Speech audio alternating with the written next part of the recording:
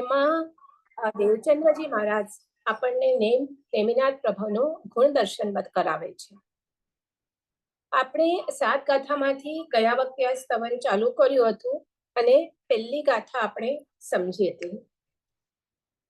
આ 7 ગાથામાં નેમ રાજુની કથાનું આખું કથા રૂપે આ મૂક્યું છે અને આખા ભક્તિ માર્ગનું રહસ્ય આ નેમ રાજુના કથા થ્રુ અહીંયા દેવચંદ્રજી ગણી આપણને સમજાવે છે કે એક બાજુ આ નેમ રાજુની કથા ચાલે છે અને બીજી બાજુ ભક્તિ માર્ગના મૂળ રહસ્યો પ્રગટતા જાય છે.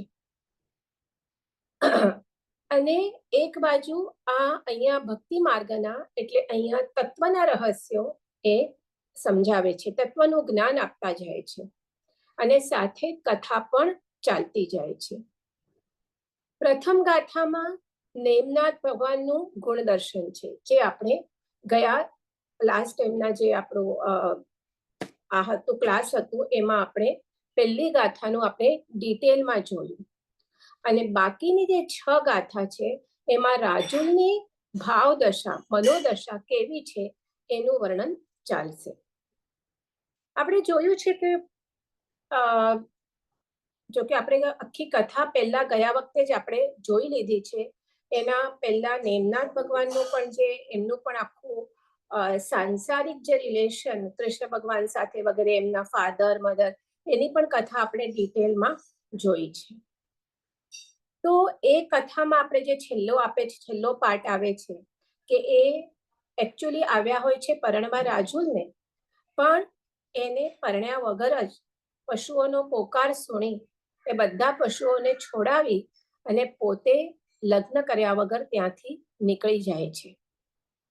તો હવે ત્યારે એ વખતે રાજુલના હૃદયમાં નેમનાથ માટે શું ભાવ છે એ હવે અહીંયા ચાલશે. આ પૂજ્ય ગુરુદેવ શ્રી રાકેશભાઈએ આ આખો સ્તવન બહુ જ સરસ રીતે ખોલેલું છે અને એ પ્રમાણે આપણે પણ સમજવાનો ટ્રાય કરીએ. તો પ્રથમ ગાથામાં આપણે જોઈએ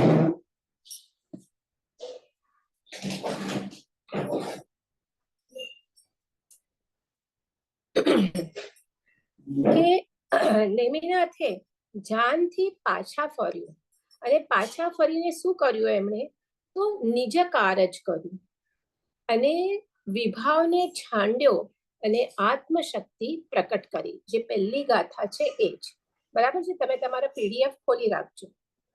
હવે અહીંયા છાંડ્યો એટલે શું? વિભાવોને છાંડ્યો એટલે વિભાવોને નાશ કર્યો.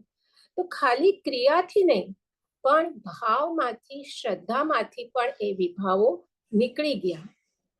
તો એટલે અહીંયા શું કીધું? નિજ કાર્ય જ કર્યું. તો એ જે મોટું કાર્ય છે આપણા વિભાવોને નાશ કરવાનું એ એમણે કાર્ય સિદ્ધ કર્યું. તો અહીંયા તો આપણે આ દેવચંદ્રજી ગણી નેમનાથ પ્રભુનું અહીંયા એક્ઝામ્પલ લઈને એ સાધક માટે કરવાનું કહે છે. તો સાધકને આ જ કામ કરવું હોય, વિભાવને છાંડવું હોય તો શું કરવાનું છે? તો અહીંયા 2 મહત્વના સિદ્ધાંત છે. એક રાઈટ અવલંબન અને બીજો એ અવલંબનનો સંગ. તો જો આ કરી શકીએ તો આપણે પણ મોક્ષ રૂપી સિદ્ધિ ચોક્કસ પ્રાપ્ત કરી શકીએ. હવે અહીંયા સમજાવું છે સાધકને, પણ નેમનાથ પ્રભુ અને રાજુલના એક્ઝામ્પલથી સમજાવ્યું છે. તો હવે અહીંયા કોણ છે? હવે રાજુલ છે. તો રાજુલને જ્યારે દુઃખ આવ્યું ત્યારે એના સુમતીએ શું કર્યું? બરાબર છે. કંઈ પણ આપણે દુઃખ આવે, પ્રતિકૂળ પરિસ્થિતિઓ આવે તો તરત આપણું મન બુદ્ધિ એ પ્રમાણે આપણે શું કરે? ચાલવા લાગે. પણ એની બુદ્ધિ કેવી હતી? સુમતી હતી. તો એણે શું કર્યું? કારણ જે વ્યક્તિ આપણને બહુ પ્રિય હોય અને એ આપણા જ્યારે વ્યક્તિ પ્રિય હોય તો કઈ એક્સપેક્ટેશન હોય આપણે એ વ્યક્તિ તરફથી, અને એ એક્સપેક્ટેશન પ્રમાણે એ વ્યક્તિ ન ચાલે ત્યારે શું થાય? બીજી વ્યક્તિ કોઈ આ તમે કહો ન કરે તો નહીં થાય, પણ જે વ્યક્તિ આપણે પ્રિય છે અને એ આપણે એક્સપેક્ટેશન પ્રમાણે ન ચાલે તો શું થાય? એના માટે ત્યારે ક્રોધ આવે, ચીડ આવે, ફ્રસ્ટ્રેશન આવે, ભલે થોડોક ટાઈમ માટે હોય પણ થાય. તો રાજુલ માટે પણ એવું જ થયું. પણ તો પણ રાજુલ જેને ચાહતી હતી, ભલે હજી ડાયરેક્ટ મળી નહોતી, પણ તો પણ એને ચાહવાનું તો ચાલુ કરી જ દીધેલું. તો જેને ચાહતી હતી એને ચાહ્યા કર્યું, અને જેને ચાહતી હતી ત્યાંથી જ એને દુઃખ મળ્યું. બરાબર? એક્સપેક્ટેડ શું હતું? સુખ હતું, પણ મળ્યું શું? દુઃખ. અને છતાં એણે એનું અવલંબન છોડ્યું નહીં. મેં એકચ્યુઅલી આપણે ગાથા ચાલુ કરી દીધી, પણ એનું વિવેચન જ ચાલુ કરી દીધું. પહેલા ગાથા બોલવી જોઈતી હતી, ભૂલી ગઈ હું. તમે પણ કોઈ યાદ નહીં કરાવ્યું. તો હું પહેલા ગાથા બોલું છું, બીજી ગાથા, અને એનો અર્થ બોલું છું, અને પછી again we will continue. Rajul નારી રે સારી મતી ધરી, અવલંબ્યા અરિહંતોજી. મેં કીધું ને સુમતી ધરી, અને એમણે શું કીધું? મેં અવલંબન લીધું. કોનું? એમનું જ, નેમનાથ ભગવાનનું. રાજુલ નારી રે સારી મતી ધરી, અવલંબ્યા અરિહંતોજી. ઉત્તમ સંગે રે ઉત્તમતા વધે, સધે આનંદ અનંતોજી. એનો અર્થ છે, શીલાદી ગુણથી વિભૂષિત રાજીમતીએ પણ ઉત્તમ બુદ્ધિને ધારણ કરી, પતિ તરીકેના અશુદ્ધ રાગને છોડી દીધો, અને શ્રી અર્યંત પ્રભુને પોતાના દેવાધિદેવ તરીકે સ્વીકાર્યા. ખરેખર ઉત્તમ પુરુષોના સહવાસથી ઉત્તમતા વૃદ્ધિ પામે છે, અને અનુક્રમે અનંત આનંદ પ્રાપ્ત થાય છે. રાજીમતીએ જેમ આ સુક્તિની યથાર્થતા કરી બતાવી, તેમ આપણે પણ આ સુક્તિની યથાર્થતા કરવી જોઈએ. તો રાજુલે શું કર્યું કે જેને એ ચાહતી હતી, જે લૌકિક ચાહના હતી, એ તો પૂરી થઈ નહીં. એની પાસે તો દુઃખ આવ્યું, પણ તો પણ એને એમનું અવલંબન છોડ્યું નહીં. બરાબર છે? એટલે રાજુલને કેવી પ્રીતિ છે? તો એવી પ્રીતિ સાધકની હોવી જોઈએ. સાધકની વિચારણા કેવી હોવી જોઈએ? મતિ કેવી હોવી જોઈએ? તો એ અહીંયા દેવચંદ્રના અહીંયા એક્ઝામ્પલ આપી, રાજુલનું એક્ઝામ્પલ આપી અને દેવચંદ્રજી ગણી અહીંયા સમજાવે છે કે જો આપણને અનંત કોટીનું સુખ જોઈતું હોય, અનંત કોટીનું સુખ ક્યાં મળે? મોક્ષમાં, કે જે શાશ્વત છે, અવિનાશી છે. આપણે જે અહીંયા સુખ પાછળ દોડાદોડ કરીએ છીએ, એ ભલે આપણને સુખ લાગે છે, પણ કેવું છે? એ તો વિનાશી છે. આજે છે, કાલે નહીં હોય. હમણાં છે, થોડી વાર પછી ન હોય. No guarantee. પણ જો શાશ્વત કોટીનું સુખ જોઈતું હોય, તો કેવું પરિણમન હોવું જોઈએ, કેવી વૃત્તિ હોવી જોઈએ, કેવી અનુપ્રેક્ષા હોવી જોઈએ, તો એ આ કડીમાં સમજાવ્યું છે. શું કર્યું રાજુલે? રાજુલ નારી રે સારી મતી ધરી, અવલંબ્યા અરિહંતોજી. તો જ્યારે મિથ્યાત્વ મંદ થાય છે, ત્યારે બુદ્ધિને પ્રજ્ઞા કહેવાશે. હમણાં આપણી બુદ્ધિ તો છે, પણ આપણે એને બુદ્ધિ કહીએ છીએ. પણ જ્યારે એ જ મિથ્યાત્વ મંદ પડી જશે, તો એ જ બુદ્ધિ શું કહેવાશે? પ્રજ્ઞા કહેવાશે, મેઘા કહેવાશે. નામ સાંભળ્યા હશે તમે છોકરીઓના બધા, પ્રજ્ઞા, મેઘા. તો આ સુમતીના નામ છે. સુબુદ્ધિના આ બીજા વર્ડ છે. એ કોણ છે? કોને કહેવાય પ્રજ્ઞા અથવા બુદ્ધિ? સોરી, મેઘા. કે જે બુદ્ધિ તમને વિપરીત સંજોગોમાં પણ રાઈટ ડિરેક્શનમાં તમને લઈ જાય, અર્થાત રાઈટ ડિસિઝન લે, એને અહીંયા સારી મતી અહીંયા કીધું છે. એટલે અહીંયા શું કીધું છે? રાજુલ નારી રે. નારી શબ્દ વાપર્યો છે અહીંયા દેવચંદ્રજી. એટલે એ આપણા જેવી જ હતી, તમારા ને મારા જેવી જ. આપણે પણ કેવું, આપણે કેવા છીએ? પણ દુઃખ આવે એવી જ રીતે એને પણ અચાનક દુઃખ આવી પડ્યું. પણ ફરક ક્યાં હતો? આપણે આવી પરિસ્થિતિમાં શું થાય છે? જો આપણા પર આવી પરિસ્થિતિ આવી પડે, તો આર્દ્ર ધ્યાન ની રૌદ્ર ધ્યાન ઉપર આપણે તો પહોંચી જવાય કે પેલા આમ કર્યું જ કેમ મને દુઃખ આપ્યું, મારો તો કોઈ વાંક નહોતો ને આવી રીતે મને છોડીને જતા રહ્યા. હવે શું થશે મારું સમાજમાં, બધા મારા પર થૂકશે, બરાબર છે. કેટલા બધા વિચાર રૌદ્ર ધ્યાનમાં ચાલી જાય અને મારો કઈ વાંક ન હતો તો પણ શું થયું, હું કલંકિત થઈ ગઈ. જ્યારે સગાઈ તૂટે, અને એ પણ ત્યારની પહેલાના જમાની વાત, સૌથી પહેલા, અને એ પણ છોકરો ચાલ્યો જાય તો વાંક વગર એ છોકરીમાં જ કંઈક વાંક હશે, સૌથી પહેલા આવી રીતે વાતો થાય. એટલે કે મારો કઈ વાંક નહીં કે ગુનો, અને તે મને કેમ કલંકિત કરી, એવી રીતે કેટલા બધા વિચારો આવી જાય. પણ અહીંયા તો રાજુલ નારી છે, આટલી પ્રતિકૂળ પરિસ્થિતિ હોવા છતાં એમણે શું કરી, સારી મતી ધરી. રાજુલ નારી રે સારી મતી ધરી. તો આપણે પણ આ જ કરવાનું છે. ગમે તેટલી ક્યારે અનુકૂળ પરિસ્થિતિ આવે કે ક્યારે પ્રતિકૂળ પરિસ્થિતિ આવે, પણ તમારા મતીને મિથ્યાત્વથી દૂર રાખજો. અહીંયા કહેવાનું દેવચંદ્રજી ગણીને એટલું જ છે કે રાજુલની સારી મતી એટલે એના મતીને એણે મિથ્યાત્વને સ્પર્શ દવા દીધો નહીં. મિથ્યાત્વ એટલે શું, બીજા ઉપર દોષરોપણ કરવું કે આણે આમ કર્યું એટલે મારું ખરાબ થયું, બરાબર. એકચ્યુઅલી એ તો નિમિત્ત માત્ર છે. જે તમે કર્મ જે પ્રમાણે બાંધ્યા છે એ કર્મનો ઉદય તમને એ ભોગાવશે. તો એ ન સમજતા બીજા ઉપર દોષરોપણ કરવું એ શું છે, મિથ્યાત્વ છે. પણ રાજુલે એના મતીને મિથ્યાત્વનો સ્પર્શ થવા ન દીધો. અને નેમનાથ વિરુદ્ધ એની સખીઓ કઈ કે, બરાબર છે, કે આ કેવી રીતે તને છોડીને જતો રહ્યો વગેરે વગેરે ઘણી બધી વાતો તો ત્યારે કરી હશે. તો રાજુલ કે નેમનાથનો દોષ ન જુઓ, કે મારા કર્મનું જ આ ફળ છે, નેમનાથનો દોષ નથી, એ તો માત્ર નિમિત્ત છે. પણ આપણી સાથે કઈ પણ પ્રતિકૂળ પરિસ્થિતિ આવે તો શું કરીએ, આપણે બીજાનો દોષ જોઈએ. રાજુલે શું કર્યું કે મેં નેમનાથને પ્રેમ કર્યો છે. જ્યારે એને ખબર પડે છે કે મારી નેમનાથ સાથે સગાઈ થઈ છે, ત્યારથી એનો પ્રેમ તો ચાલુ થઈ ગયો હતો.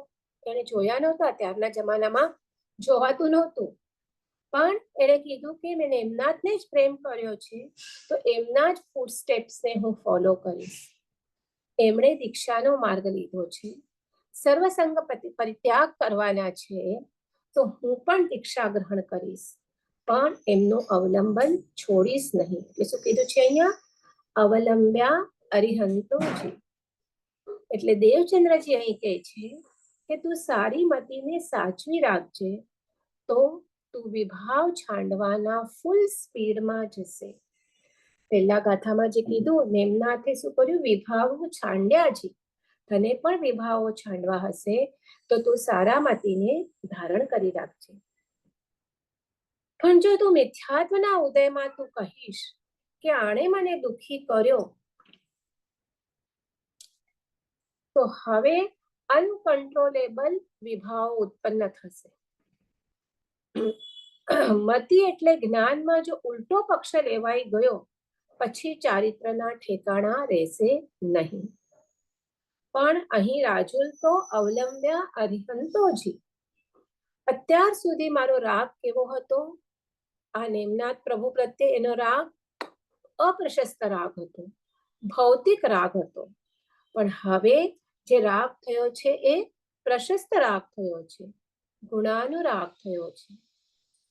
આનંદગંજી મહારાજ નેમનાથ પ્રભુના સંબંધમાં કહે છે, ત્રિવિધ યોગે આદર્યો રે નેમિનાથ ભરતા. ત્રિવિધ યોગે એટલે મન વચન કાયા, ત્રણેય યોગથી મેં નેમનાથ ભગવાનને આદર્યો છે. અહીંયા અવલંબવું એટલે શું, અવલંબન એટલે ત્રિવિધ યોગે આદર્યો. પ્રભુનો આધાર લેશે તો શું થશે, કીધું છે, ત્રણ ચીજો કીધું છે, ધારણ, પોષણ અને તારણ. જો તું ધારણ કરશે પ્રભુનું અવલંબન, તો તો તારું ચિત્ત અશુભમાં નહીં જાય. પોષણ, અને શું થશે પછી? તારી સારી વૃત્તિઓનું પોષણ થશે. અને પછી ત્રીજું તારણ થશે, એટલે તું શુદ્ધતા તરફ જશે. એટલે પ્રથમ અહીંયા તું કીધું ને, અવલંબ્યા અરિહંતોજી. અવલંબ્યા અરિહંતોજી એટલે શું? પ્રથમ ધારણ થશે, અશુભમાં જતું ચિત્ત અટકશે, પછી શુભમાં વૃત્તિ જશે, અને પછી શુભમાંથી પણ તારા ચિત્તને તું શુદ્ધતા તરફ એનું ગમન થશે. તો હવે અહીંયા શું કીધું છે? બીજા લાઈનમાં આવે, સંગ કોનો રાખવો? ઉત્તમ સંગે રે ઉત્તમતા વધે રે. એટલે ઉત્તમના સંગે ઉત્તમ ગુણો તારી અંદર ખીલશે. રાજુલને હજુ નેમનાથ પર પ્રીતિ તો છે જ, પણ હવે ઋણાનુબંધને લીધે નહીં, પણ ગુણાનુરાગના લીધે પ્રીતિ છે. આપણે ગયા વખતે જોયું હતું કે રાજુલ અને નેમનાથના 8 ભાવના ઋણાનુબંધ છે, અને આ 9મો ભાવ છે. ક્યારેક બહુ પતિ પત્ની તરીકે હશે, કે ક્યારે એકદમ સારા ફ્રેન્ડશિપ હશે, પણ 8 ભાવની એમની ઋણાનુબંધ હતો, અને આ 9મું છે હવે. પણ હવે એમનો જે રાગ છે એ ગુણાનુરાગના લીધે છે, કે નેમનાથ પ્રભુનો વૈરાગ્ય, એમનો પુરુષાર્થ, એમનો હવે એમને રાગ છે. એટલે એ પ્રશસ્ત રાગ કીધું છે, ગુણનો રાગ છે. હજી વિતરાગતા નથી ભલે પ્રાપ્ત થઈ, પણ આ ગુણનો રાગ જ્યારે રાઈટ જગ્યાએ એને મૂકો તો એ ડેફિનેટલી મોક્ષનું કારણ બને છે. આપણે અહીંયા ઇલાયચી કુમારનું પણ અહીંયા એક્ઝામ્પલ લઈ શકીએ. આઈ થિંક એક વખત મેં આ સ્ટોરી કીધેલી કે ઇલાયચી કુમાર જે એક નટડીના પ્રેમ માટે એમણે પોતાનું ઘર બધું છોડી દીધેલું, બરાબર છે. શ્રેષ્ઠીના પુત્ર હતા, પણ આ એક નટડીના મોહ એવી વસ્તુ છે ને કે કોઈને પણ આંધો કરી નાખે. અને નટડીનો જે આખો ગ્રુપ હોય છે એની સાથે સાથે એ ફરતા હતા, અને એને એ નટડી સાથે લગ્ન કરવા હતા. અને ત્યાં એક રાજ્યમાં જઈ એને એ શું બતાવતા હતા? એ નટડીનો ખેલ બતાવતા હતા. એટલે બે બાજુ વાંસ હોય, વચમાં દોરી હોય, અને લાકડી લઈ અને એ દોરી ઉપર ચાલવાનું કે ડાન્સ કરવાનું, અને નીચે ઓલી જે નટડી હોય એ શું સાથે ગીત ગાય કે હશે એવા ટાઈપનું. અને આ જે રાજ્યનું રાજા હોય છે એ આ જે આખો એમનો ખેલ હોય એ જોવા આવ્યો હોય છે, રાજા રાણી વગેરે. અને જો એ રાજા ખુશ થઈને હા પાડે તો આ નટડીના જે પિતા હોય છે એ આ ઇલાયચી કુમાર સાથે એને પ્રોમિસ કર્યું હોય છે કે હું લગ્ન કરી આપીશ. પણ થાય એવું છે કે જે રાજા હોય છે એની પણ નજર આ નટડી ઉપર બગડે છે. એટલે જો એ હા બોલો તો બિચારો ઇલાયચી કુમાર બહુ જ સારી રીતે પોતાના જાનની જોખમે 1 વખત 2 વખત 3 વખત એ ઓલા વાંસના દોરડા ઉપર જે એમનો ડાન્સ કે હશે કરતો હોય છે કરે છે. પણ આ રાજા હા નથી પાડતો. હા પાડે તો આના લગ્ન થઈ જાય, આની સાથે એને નટડી ન મળે. તો આવી રીતે આ ત્રીજી કે ચોથી વખત વાંસ ઉપર ચડે છે ઇલાયચી કુમાર. રાજા હા પાડતો નથી. જ્યાં સુધી રાજા ખુશ ન થાય ત્યાં સુધી ઓલા નટડીનો પિતા એને લગ્ન માટે હા ન પાડે. અને ત્યારે જ્યારે ત્રીજી ચોથી વખત ઉપર વાંસ ઉપર ચડે છે અને ત્યારે એની નજર પડે છે દૂર દૂર એક જૈન સાધુ, અને એને એક ઘરે ગોચરી વોરાવવા માટે જાય છે. અને ત્યાં એક સુંદર નવયૌવના એમને ગોચરી વોરાવી રહી છે. પરંતુ એ જૈન સાધુની નજર એ નવયૌવના પર નથી, પણ નીચી નજરથી એ ગોચરી વોરી રહ્યા છે. આ નેટવર્ક જ્યારે આ દ્રશ્ય ઉપર જ્યારે ઇલાયચી કુમારની નજર પડે છે તો ત્યારે એને થાય છે કે સામે આટલી સુંદર સ્ત્રી છે, પણ આ મુનિ નજર ઊંચી પણ કરતા નથી. એટલે એને એ મુનિ ઉપર એટલું એમના ગુણ પ્રત્યે એમને બહુમાન જાગે છે, એટલો અહોભાવ જાગે છે કે ક્યાં હું કે આ નટડી પાછળ, એના રૂપ પાછળ મેં ઘર બાર છોડ્યું, આટલું મોટો શ્રેષ્ઠી કુમાર હોય છે, અને ક્યારથી હું આટલો રાજાને રીઝવવા માટે આ ડાન્સ કરું છું આ વાંસ ઉપર, પણ કંઈ થતું નથી. અને આ સામે આટલી સુંદર નવયૌવના યુવતી છે, પણ મુનિ એક નજર સુદ્ધા એની સામે કરતા નથી. અને આ મુનિ પ્રત્યે આ એમના ગુણો પ્રત્યે રાગ એ ત્યાં વાંસ ઉપર એમને આ વિચારના ચડતા ચડતા એના ગુણ પ્રત્યે રાગ થતા થતા ત્યાં વાંસ ઉપર ઇલાયચી કુમાર કેવળ જ્ઞાન પામે છે. એટલે અહીંયા આપણે તો ખાલી ગુણના રાગની અહીંયા વાત આવી છે કે જ્યારે ઇલાયચી કુમારને ખરા ગુણનો રાગ આવે છે, જે એને કેવળ જ્ઞાન સુધી લઈ જાય છે. તો અહીંયા શું કીધું છે? ઉત્તમતા સંગે ઉત્તમતા વધે, કે ગુણના રાગ સાથે જ્યારે પ્રીતિ જાગે ત્યારે ઉત્તમ સાથે ઉત્તમતા વધે છે. એટલે રાગીના સંગે રાગ વધે અને નિરાગીના સંગે રાગ તૂટે. તો રાજુને કોને અવલંબ્યા છે? નિરાગીને અવલંબ્યા છે. એટલે એમને અવલંબ્યા છે એટલે શું થાય છે? એમને પણ કેવળ જ્ઞાન, પછી આખી એ પણ દીક્ષા લે છે, સાધના કરે છે, કેવળ જ્ઞાન પામે છે. એટલું જ નહીં, નેમના પહેલા મોક્ષે જાય છે રાજુ. કારણ રાજુનું આયુષ્ય ઓછું હોય છે, જ્યારે નેમનાથનું આયુષ્ય વધુ હોય છે. બેવને કેવળ જ્ઞાન તો બેવને પ્રાપ્ત થઈ ગયું છે, પણ જેમનું આયુષ્ય પહેલા ઓછું હોય છે એ ઓબ્વિયસલી આયુષ્ય કર્મ પૂર્ણ થતા શું થાય છે? ઓબ્વિયસલી કેવળ જ્ઞાન થાય એટલે મોક્ષે પધારે છે. તો આ બીજી ગાથા થઈ. હવે ત્રીજી ગાથા પર જઈએ. હવે અહીંયાથી આપણે કહીએ તો ચલો જોઈએ. ધર્મ અધર્મ આકાશ અચેતના તે વિજાતિ અગ્રહાયો જી, ઉત્કલ ગ્રહ વેરે કર્મ કલંકતા વાધે બાધક બાહ્યો જી. અર્થ છે, શ્રી રાજીમતીએ જે તત્વની અનુપ્રેક્ષા વિચારણા કરી હતી તે બતાવે છે કે સમગ્ર લોકમાં પંચાસ્તિકાય ધર્મ અધર્મ આકાશ જીવ ઉદ્ગલમાંથી ધર્મ અધર્મ અને આકાશ આ ત્રણેય દ્રવ્યો અચેતન અને વિજાતીય છે. તેથી તે ત્રણેયનું ગ્રહણ થઈ શકતું નથી. ઉદ્ગલ દ્રવ્ય વિજાતીય હોવા છતાં ગ્રાહ્ય છે, પણ ગ્રહણ કરવાથી જીવ કર્મથી કલંકિત બને છે, બાહ્ય ભાવ વૃદ્ધિ પામે છે અને તેનાથી સ્વગુણોનો અવરોધ બાદ થાય છે.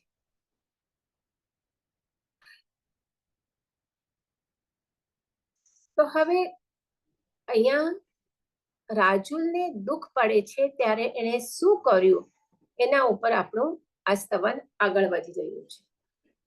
તો અહીંયા સાધકને સપોઝ દુઃખ પડે તો ત્યારે એણે શું કરવું જોઈએ? કે પોતાના મનને એક ચોક્કસ દિશા આપવી જોઈએ.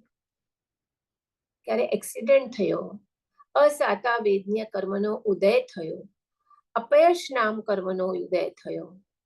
અપયશ નામ કર્મ એટલે ઘણી વખત આપણે ઘણું સારું કરવા જઈએ પણ આપણા ઇન્ટેન્શનને રોંગલી જ લેવાય. ધીસ ઇઝ બીકોઝ ઓફ અપયશ નામ કર્મ. જે 8 કર્મ છે એમાં આપણે જોઈએ તો આ નામ કર્મની ઘણી બધી શું કહેવાય પેટા વિભાગ છે. આપણે જે આ શરીર મળ્યું છે, આપણો સ્વર મળ્યો છે, એ બધા નામ કર્મના ભેદ છે. ઘણાનો બહુ મધુર કંઠ હોય, ઘણાનું થોડું ફિમેલ હોય પણ મેલ ટાઈપ ઘોઘરો વગેરે અવાજ હોય, એ બધું શું છે? નામ કર્મના ભેદ છે. એવી જ રીતે અપયશ વગેરે ઘણા આપણે જોઈએ ઘણા જ્ઞાનીઓ વગેરે પંડિતો કે એ જે કે તરત બધા લોકો માની લે, આ બધું યશ નામ કર્મ છે. એમાં પણ યશ નામ કર્મને હજી પણ ઘણા બધા બીજા શું કહેવાય આદેય નામ કર્મ છે. પાર્શ્વનાથ ભગવાનનું તો પેલા પણ કીધું છે કે ખૂબ મોટું આદ્ય નામ કર્મ એમને એમનું છે બાંધેલું છે. પહેલાના એમના પૂર્વમાં 500 તીર્થંકરોના કલ્યાણકો એમણે ઉજવ્યા છે. જ્યારે આપણા જેવા હોય, આપણે 4 વખત કોઈને કહીએ ત્યારે માંડ કોઈ આપણું માને. આપણા ઘરમાં બહારનું તો જવા દે, પણ ઘરમાં પણ આપણે ઘણી વખત આપણે એક્સપિરિયન્સ થતું હોય. તો એ શું છે એટલું, એ બધા નામ કર્મના ભેદ છે અલગ અલગ, ઘણા બધા ભેદ છે. તો અહીંયા એમ ખાલી કહેવાનું એમ કે એમ તારું અપયશ નામ કર્મનો ઉદય હોય કે આપણે કોઈનું સારું કરવા જઈએ પણ તો આપણે કહીએ ને આપણને અપયશ જ મળે છે. તો એવી રીતે કંઈ પણ હોય તો દુઃખ પડે તો એને ચોક્કસ દિશા આપવાની. બરાબર છે? ક્યારે થાય, આપણે ચોક્કસ દિશા ક્યારે આપી શકીએ? તરત આપણે આર્ત ધ્યાન રૌદ્ર ધ્યાનમાં નહીં જવાનું, પ્રતિકૂળ પરિસ્થિતિ પડે તો એ ક્યારે થઈ શકે? જો આપણી તત્વ દ્રષ્ટિ હોય તો. એટલે સાધક પ્રસંગ એ જ હોય, એ જ દ્રશ્ય હોય, પણ એ દ્રશ્યને જોઈ એ અદ્રશ્યનો વિચાર કરે, જે સાધક જીવ હોય. દ્રશ્યને જોઈ અદ્રશ્યનો વિચાર કરે. અદ્રશ્ય એટલે એમાં કર્મ પણ આવે. કર્મ પણ અદ્રશ્ય છે ને. આપણે કહીએ મારા કર્મ આવી રીતે એટલે મને આ ફળ મળ્યું. અને ક્યારે આત્મ સ્વરૂપ પણ હોય, સદગુરુના વચન પણ હોય, પણ બેઝિકલી એની દ્રષ્ટિ જે પણ પ્રસંગ ઘડ્યો છે એના ઉપર ન જતા અદ્રશ્ય ઉપર જાય. ક્યારે એવું પ્રસંગ બને તો એને સદગુરુના વચન યાદ આવે, તત્વદૃષ્ટિ યાદ આવે કે આવા પ્રસંગ બને તો મને આમ કરવું જોઈએ. એ ક્યારે, જો તમે સાધક હો તો તમે દ્રવ્ય સ્વરૂપનો વિચાર કરો, દ્રવ્ય સ્વતંત્રતાનો વિચાર કરો કે એક દ્રવ્ય બીજા દ્રવ્યને કશું કરી શકે એવું પોસિબલ જ નથી. તો how can I blame the other person? કર્મ સિદ્ધાંત પ્રભુ આજ્ઞાની વિચાર કરો તો શું થાય? ત્યારે 2 મિનિટ માટે આપણે ભાવો આપણે એકદમ આપણે શું કહીએ અપસેટ થઈ ગયા હોઈએ, ગુસ્સો આવી ગયો હોય, પણ આવી રીતે જો તત્વદ્રષ્ટિ હોય તો ભાવો શાંત થતા જાય. તો રાજુલને આટલું દુઃખ પડ્યું ત્યારે પણ એમની તત્વ વિચારણા તો ચાલતી જ હતી. એમ અહીં દેવચંદ્રમજી મહારાજ સાહેબ કહે છે. તો અહીંયા તત્વ વિચારણા એટલે 9 તત્વ.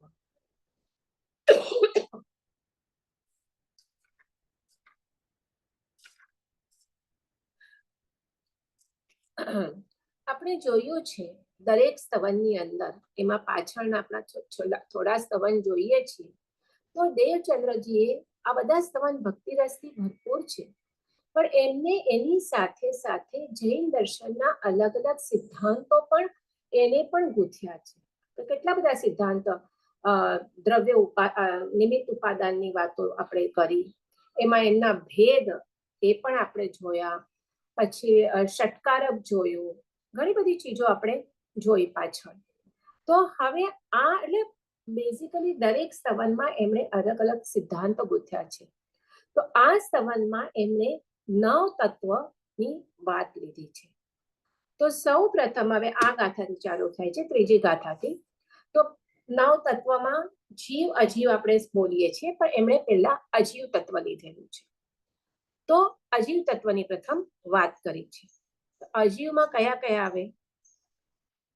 અજીવ તત્વમાં કયા આવે? જે બેસિકલી દ્રવ્ય આખું આપણે બ્રહ્માંડ ન કહીએ કે જે લોક તે 6 દ્રવ્યથી બનેલું છે. કયા છે 6 દ્રવ્ય? જીવ, અને પછી અજીવમાં ધર્માસ્તિકાય, અધર્માસ્તિકાય, આકાશાસ્તિકાય, પૂતગલ અને કાળ. બરાબર? તો આ થયા અજીવ. તો હવે આ લોક જે 6 દ્રવ્યનો સમૂહ છે એનું 2 કેટેગરીમાં ડિવાઈડ થાય છે, એક ચેતન અને અચેતન. ચેતનમાં એક આવશે જીવ દ્રવ્ય અને અચેતનમાં બાકીના 5, એટલે ટોટલ 6 દ્રવ્ય. તો રાજુલ અહીંયા કહે છે કે આમાંથી જીવ તો આપણે કાઢી નાખ્યું, હવે we are looking A second તત્વ અજીવ. તો અજીવમાં 5 આવે, તો એમાંથી 3 તો અગ્રાહ્ય છે. કયા કયા? ધર્માસ્તિકાય, અધર્માસ્તિકાય અને આકાશાસ્તિકાય. એ તો શું છે? અગ્રાહ્ય છે. બધાને 6 દ્રવ્ય ખ્યાલ છે, right? I don't have to repeat. ન ખ્યાલ હોય તો કહેજો, તો પાછું વી કેન ટેક ઇટ. પણ અધરવાઇઝ આ ધર્માસ્તિકાય, એક મિનિટ બોલું, ધર્માસ્તિકાય એટલે જે જીવ અને અજીવને મોશન માટે, મુવમેન્ટ કરવા માટે નિમિત્ત બને, કેન હેલ્પ. ડાયરેક્ટ હેલ્પ નહીં પણ ઇનડાયરેક્ટલી હેલ્પ કરે. પછી એવી જ રીતે અધર્માસ્તિકાય સ્થિતિ, સ્થિર રહેવા માટે, અને આકાશ શું કરે, જીવ અને અજીવને રહેવા માટે સ્પેસ આપે. તો આ ત્રણ દ્રવ્ય કેવા છે? અજીવ છે, વિજાતીય છે અને જળ છે. આ ત્રણેય જણ કેવા છે? અચેતન એટલે જળ છે. હવે આ ત્રણેયમાં કોમન એ છે કે આ ત્રણેય અરૂપી છે. આપણે દેખાય છે ધર્માસ્તિકાય, અધર્માસ્તિકાય, આકાશાસ્તિકાય. આકાશાસ્તિકાય એટલે જે આકાશ દેખાય છે ને, જે ખાલી સ્પેસ છે, એ આકાશાસ્તિકાય છે. એ તો કોમન એ છે કે ત્રણેય અરૂપી છે. આ પાંચ અજીવ દ્રવ્યમાં કેવળ એક પૂતગલ દ્રવ્ય રૂપી છે. પ્લસ કેવા છે? અપરિણામી છે, અક્રિય છે, અચલ છે અને છે અગ્રાહ્ય છે.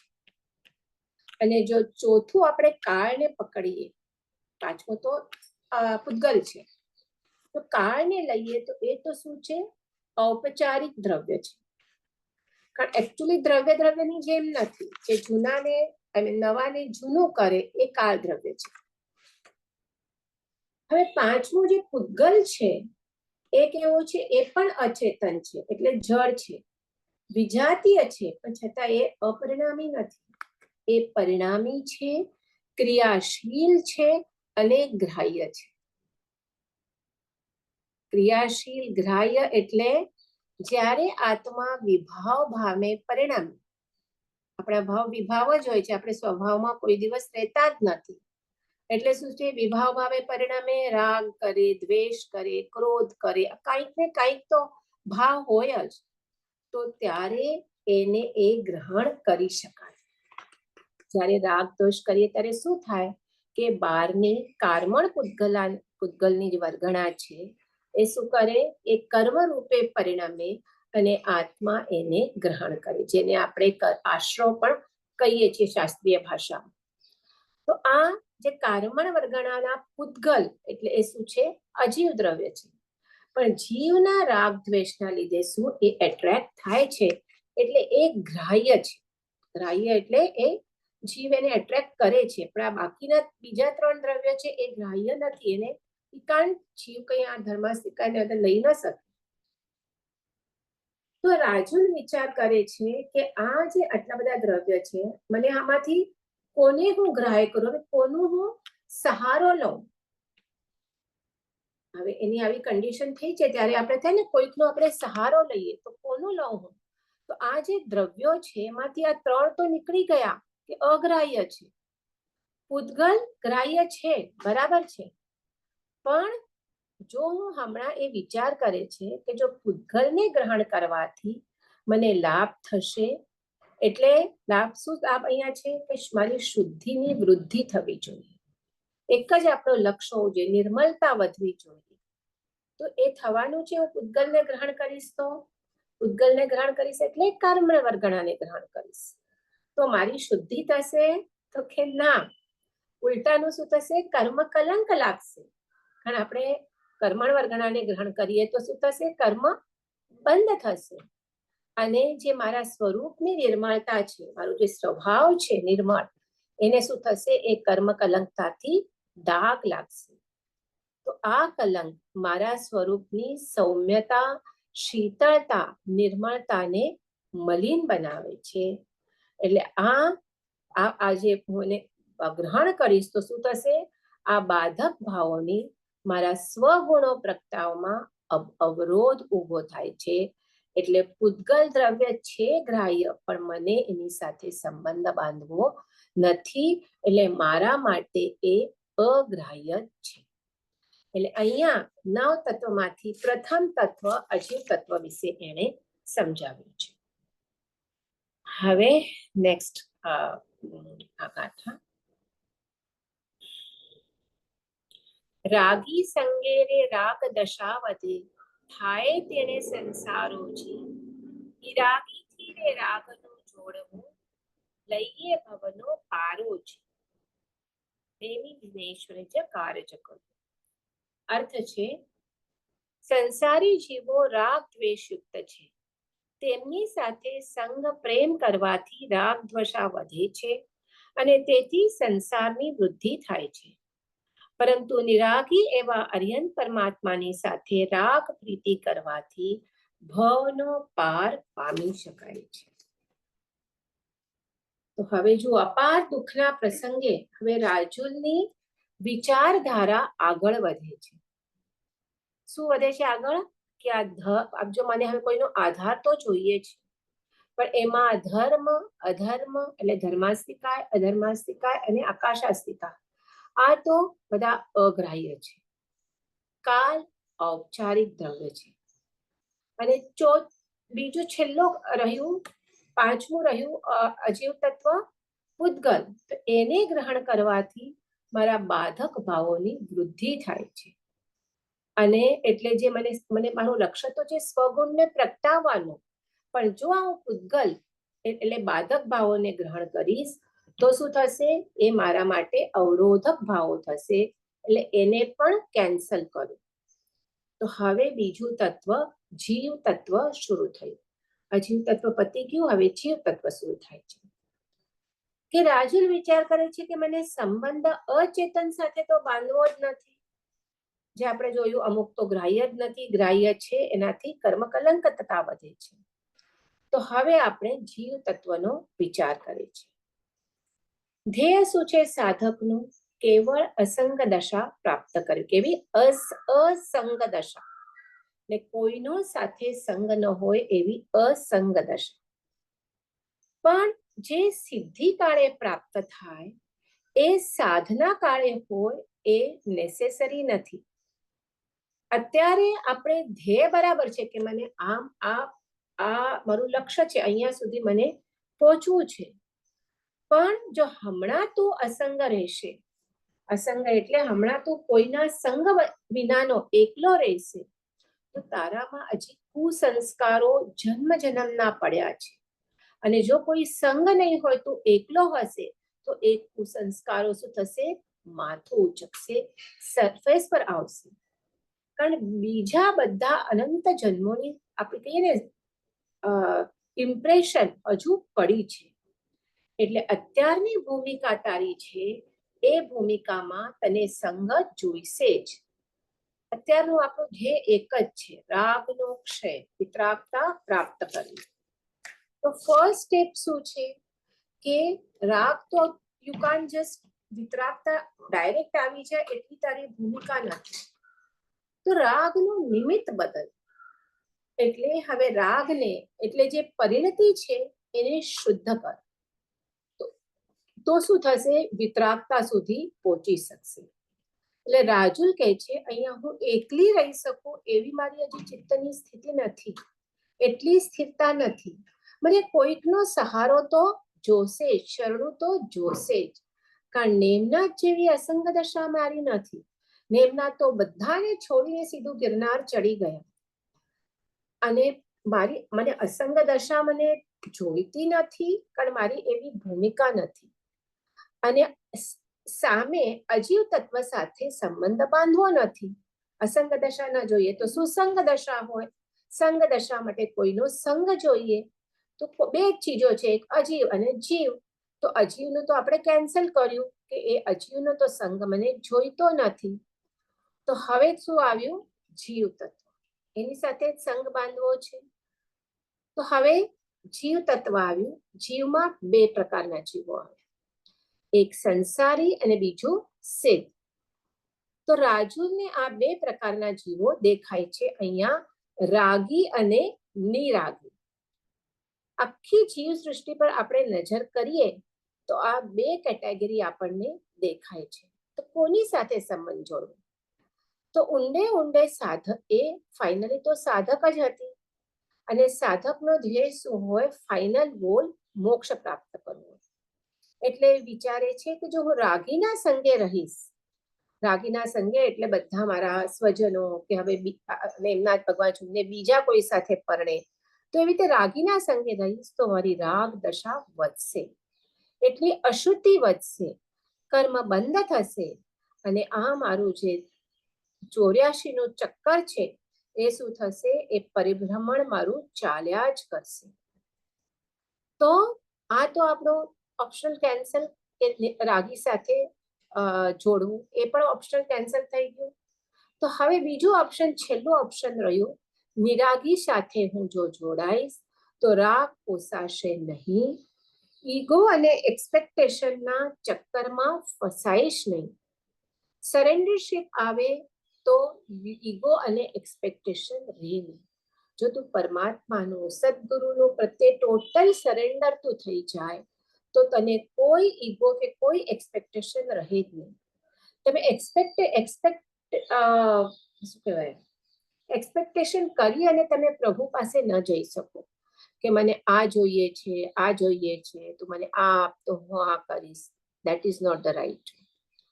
પણ આ અહીંયા તો રાજુને શું ઉત્તમ મતિ છે, બરાબર છે. એ કહે છે કે અનંત સંસાર હોય તો મને સંસાર પરિભ્રમણ કરવું નથી. અહીંયા તો ચોખ્ખું લખ્યું છે કે જો તમે રાગી સાથે કરો તો શું થાય, તમારું રાગ એટલે સંસાર વધવાનો જ હોય. એ કહે છે કે મને તો હવે સંસાર પરિભ્રમણ કરવું નથી. અને હમણાં આપણે જો એવી જ રીતે બિહેવ કર્યા કરો સ્ટાઇલ, તો હમણાં તો નહીં ખબર પડે, પણ અનંત સંસાર વધાર્યા પછી એનાથી તારો સંસાર તો ડેફિનેટલી વધી જશે. એનાથી પંચેન્દ્રિયના ભોગ વિષયોમાં જ રચ્યા પચ્યા રહેવાથી હમણાં તારો પુણ્યનો ઉદય છે, તે પુણ્ય એ ખર્ચ્યું, તને બધા 5 ઇન્દ્રિયના સુખ શોભાથી મળી ગઈ, પણ સાથે તારું આ અનંત સંસાર એનાથી વધી જાય છે. અને પછી તારું જીવન સેમ જ રહેશે એ ખબર પડશે નહીં. બરાબર છે. એ શું થશે, એ તો પછી હવે જો અનંત સંસાર વધી જશે તો એ ભટકશે અને ભમશે. અને કેટલા વર્ષો ભટકશે, તો કે કરોડો વર્ષ સુધી એ ભટકી શકે. અને કારણ કેવી રીતે કરોડો વર્ષ થાય, હમણાં માનવ જીવન સૌથી ઓછું છે 70, 80, 90, પણ અહીંયાથી તો કોઈ નિગોધમાં જાય તો ત્યાં તો કન્ટિન્યુઅસ જન્મ મરણ ચાલ્યા કરે. દેવમાં જાય તો દેવમાં તો ઓછામાં ઓછું આયુષ્ય દેવ કે નારકી બેવમાં 10,000 વર્ષનું છે. અને ઉત્તમ આપણે કહીએ એ તો 32 અને 33 સાગરો પણ, એટલે આપણે અનઇમેજિનેબલ આપણે કહીએ એટલું મોટું એનું જે હમણાં નથી જતી એનું આખું માપ આપેલું છે. તો એટલું બધું અહીંયા શું છે, આ એને પરિભ્રમણ કરોડો વર્ષ સુધી વધી જશે જો અહીંયા જ આપણે જાગૃત ન થયા તો. અને જો ત્યારે કોઈ જ્ઞાની મળશે અને એ કહેશે કે આ પરિણામનું આ પરિભ્રમણ તું ભોગવી રહ્યો છે, કેમ તારો આવો પરિભ્રમણ તારું ઓછું નથી થતું. આપણે પેલી સ્ટોરીઓ જોઈએ તો સ્ટોરીઝમાં ઘણી વખત કથાનકો આપણે જોઈએ તો છેલ્લે એ કથાનકમાં છેલ્લે પછી જે પણ રાજા હોય કે જે કથાનક હોય એ જ્ઞાની ગુરુ ભગવાન પાસે જઈને પૂછે કે કેમ એને જે પણ એ કથામાં એને કઈ પ્રતિકૂળ પરિસ્થિતિ થઈ હોય કે એના સ્વજનની કોઈ થઈ હોય તો એ જ્ઞાની ભગવંતોને પૂછે અને જ્ઞાની ભગવંત એમના જ્ઞાનથી એમના પૂર્વભાવ કહી શકે. તો જ્યારે આવી રીતે આપણને પણ કોઈ આપણો અનંત સંસાર વધેલો હશે અને જો ક્યારે કોઈ આવી રીતે જ્ઞાની ભગવંત મળે અને આપણે એમને કહીએ કે ભાઈ કેમ આવું મારું અનંત કાળથી હું પરિભ્રમણ કરી જ રહ્યો છું, તો ત્યારે એ કહેશે કે આ પરિણામનું આ પરિભ્રમણનું ફળ ભોગવી રહ્યો છે. એટલે આ પરિણામનું એટલે પૂર્વે તે ક્યારેક આવા ખરાબ પરિણામ કર્યા હશે તો એનું ફળ તું આ ફળ રૂપે આ તું સંસાર પરિભ્રમણ કરી રહ્યો છે.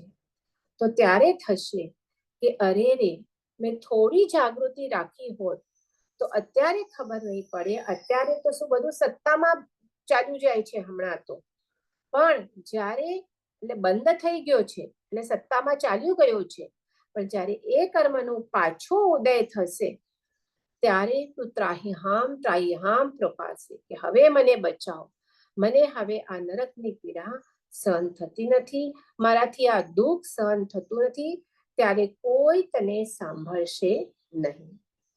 એટલે રાજુલી કહે છે કે મને પછી દુઃખી થવું નથી. અત્યારે જો કોઈ રાગી સાથે હું મારા રાગને જોડીશ તો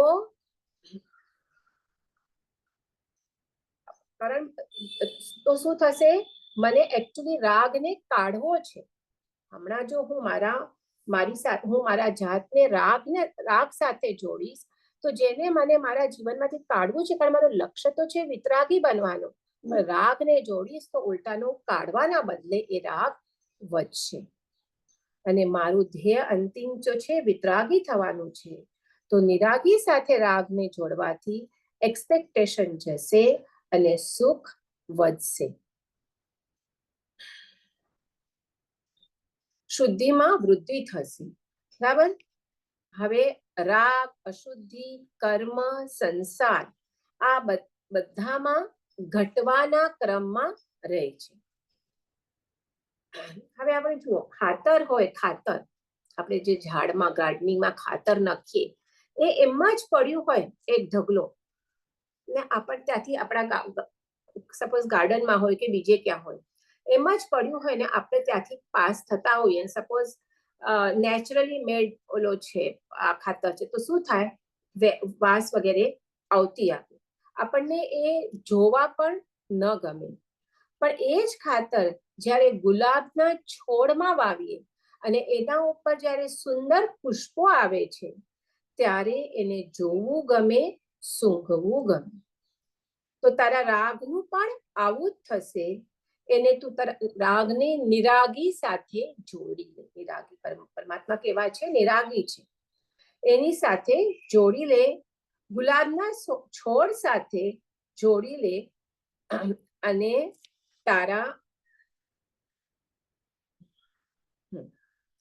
જો તું શું કરીશ, તારા અહીંયા શું કીધું છે કે જો તું ખાતર છે પણ એની તરફ તારી નજર નહીં જાય, પણ એમાં જો ગુલાબના ફૂલ આવશે તો શું થશે? સુગંધથી મહેકી ઉઠશે. એમ કે છે કે તું તારા રાગને પણ ખાતર સાથે, ગુલાબ સાથે એટલે નિરાગી સાથે જોડી લે.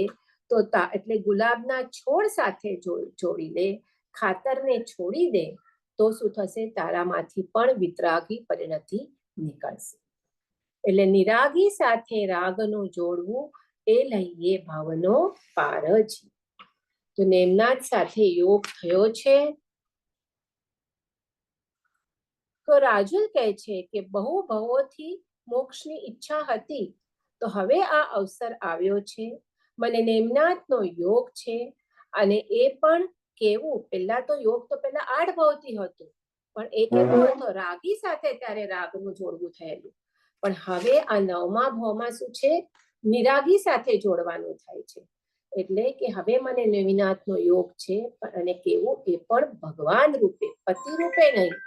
એટલે હવે એને જ પગલે જાઓ અને મારી પાસે જે રાગ છે એ એની સાથે જોડી લો. અને હવે આ રાગ કઈ રીતે વિતરાગતામાં બદલે છે, કઈ રીતે આશ્રવ નિરોધ થાય છે અને કઈ રીતે નિર્જરા થાય છે અને ફાઇનલી કઈ રીતે મોક્ષ સાધાય છે, આ રાગનું રૂપાંતરણ કઈ રીતે થાય છે એ આપણે નેક્સ્ટ કડીમાં જોઈએ. કેટલું બાકી છે?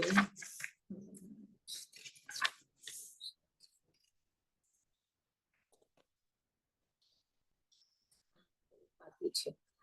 એટલે બેઝિકલી આપણે ત્રીજી ગાથામાં આ જે 9 તત્વ છે એમાંથી ત્રીજી ગાથામાં આપણે અજીવ તત્વ વિશે સમજ્યા. બરાબર? એટલે એમાં રાજુ શું કહે છે કે મને એકલી રહી શકું એવી મારી ભૂમિકા નથી, મને કોઈનું સંગ કરવાની જરૂર છે. બરાબર છે? તો એ સંગ માટે એ શું કહે છે કે એ એક તત્વ લીધા છે કે પહેલા એ અજીવ તત્વ ઉપર દ્રષ્ટિ કરે છે કે જેમાં 5 દ્રવ્યો છે. તો એ 5 દ્રવ્યમાંથી 3 દ્રવ્યો તો અગ્રાહ્ય છે, તમે એને ગ્રાહ્ય ન કરી શકો. કાલ દ્રવ્ય ઔપચારિક છે અને પૂતગલ દ્રવ્ય છે એ ગ્રાહ્ય છે, પણ એને જો હું ગ્રાહ્ય કરીશ તો શું થશે? મારી કર્મ કલંકતા વધશે. એટલે એ તો ના પાડી દીધી. પછી આ ત્રીજી ગાથામાં જોયું. ચોથી ગાથામાં આપણે હમણાં શું જોયું? ચોથી ગાથામાં કે હવે જીવ તત્વ લીધું એને. નવ તત્વમાંથી અજીવ તત્વ થઈ ગયું જીવ તત્વ. તો જીવ તત્વ સાથે, કારણ મારી એટલી ભૂમિકા નથી મેઘનાથ ભગવાનની જેવી કે હું અસંગ રહી શકું. મને અસંગતા મારું લક્ષ્ય છે, પણ હજી હું ડાયરેક્ટ અસંગતામાં જઈ શકું એવું નથી. તો મને હવે હું અજીવ તત્વ સાથે નથી જોડી શકતી, તો હું મારું જીવ તત્વ સાથે જોડું. જીવ તત્વમાં પણ બે પ્રકાર છે, સંસારી અને સિદ્ધ, અથવા અહીંયા રાગી અને નિરાગી લીધું. તો જો હું રાગી સાથે જોડીશ તો શું થશે? મને મારું હવે આત્મકલ્યાણ કરવું છે, મને વિતરાગતા સાધવી છે. તો રાગી સાથે જોડીને હું વિતરાગતા સાધ્ય નહીં કરી શકું. તો હું શું કરું છું? મને નિરાગી સાથે, એટલે નેમનાથ ભગવાન સાથે હું મને જોડું. તો શું થશે? મને પણ એ નિરાગીપણું મળી શકે. નિરાગી સાથે રાગનું જોડવું, લઈએ ભવનો પારો. તો આવી રીતે નિરાગી એવા અરિહંત પરમાત્મા સાથે રાગ પ્રીતિ કરવાથી ભવનો પાર પાડી શકાય છે. અને હવે પાંચમી ગાથામાં એમણે શું લીધું છે? આશ્રવ, સંવર અને નિર્જરા, આ ત્રણ તત્વ લીધા છે. છઠ્ઠામાં મોક્ષ લીધું છે અને સાતમામાં સમાપન કર્યું છે. કહી તો શકાય પણ મારાથી થોડું નથી થતું. તો નેક્સ્ટ ટાઈમ આપણે આગળની છઠ્ઠી, સાતમી અને પાંચમી, છઠ્ઠી અને સાતમી ત્રણ ગાથા આપણે નેક્સ્ટ ટાઈમ લઈશું. જીનાગના વિરુદ્ધ કંઈ બોલાયું હોય તો મિચ્છામિ દુક્કડમ. અને થોડા સ્લો જઈ રહ્યા છીએ આપણે, પણ હવે તમારી તબિયત કેમ છે રસુબેન? નથી બરાબર, એટલે જ સ્ટોપ કરું છું. ધ્યાન રાખજો. નહીં તો આજે કમ્પ્લીટ કરી દીધું હોત. ના વાંધો નહીં. નેક્સ્ટ ટાઈમ આપણે બીજી આગળના ચાર ગાથા. Okay okay. Thank you very much. જય જીનેન્દ્ર.